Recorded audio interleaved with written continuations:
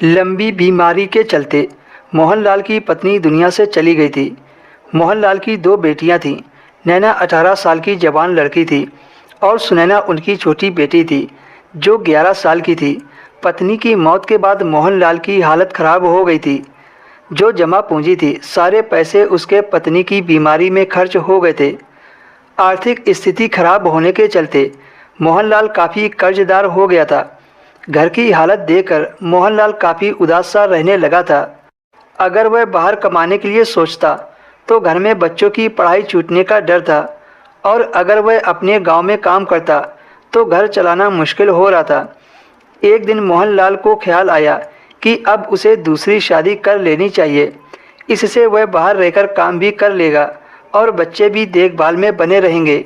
यही सोचकर एक दिन मोहनलाल ने अपनी बड़ी बेटी नैना से कहा, बेटी मैं सोच रहा हूँ कि मुझे दूसरी शादी कर लेनी चाहिए। इससे तुम लोगों की देखभाल भी होती रहेगी और मैं भी बाहर कमाने जा सकूँगा। तुम्हारी माँ के जाने के बाद तुम दोनों की हालत बहुत ख़राब हो गई है। अब मुझसे देखा नहीं जाता है। मोहनलाल की बात सुनकर नैना एकदम शांत हो गई। वह अपने पापा से कुछ नहीं बोली। मोहनलाल ने नैना के कंधे पर हाथ रखते हुए कहा, ठीक है बेटी, सोचकर बता देना। इतना कहकर वह वहाँ से चला गया। अगले दिन जब नैना स्कूल गई तो उसने यह बात अपनी सहेली को बताई। सहेली ने कहा, नैना तुम्हारे पापा दूसरी शादी तुम लोगों के लिए नहीं कर रहे हैं बल्कि वो अपनी शारीरिक सुख के लिए करना चाहते हैं। उन्हें तो अपने लिए एक साथी चाहिए जो उनकी जिस्मानी इच्छा को पूरी कर सके। तुम अपने पापा को कभी दूसरी शादी नहीं करने देना, नहीं तो सब बर्बाद हो जाएगा। तुम्हारी सौतेली माँ तुम पर अत्याचार करेगी। अपनी सहेली की बात सुनकर वह परेशान हो गई।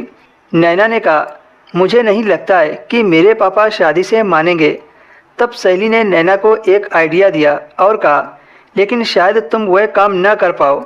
नैना ने कहा, मैं इसके लिए कुछ भी करने को तैयार हूँ। तब सहेली ने पूरी बात नैना को बताई।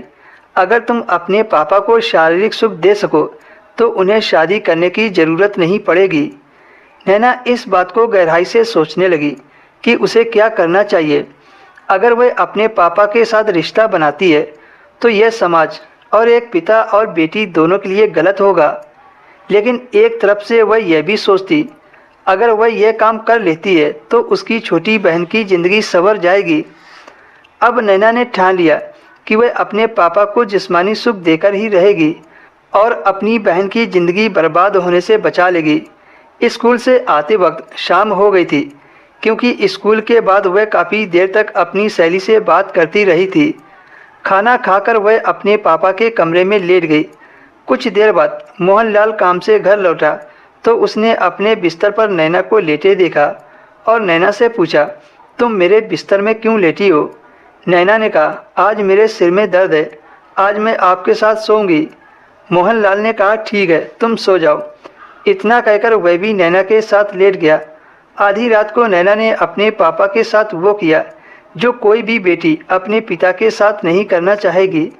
उस दिन से नैना रोज़ अपने पिता के साथ यही सब करने लगी।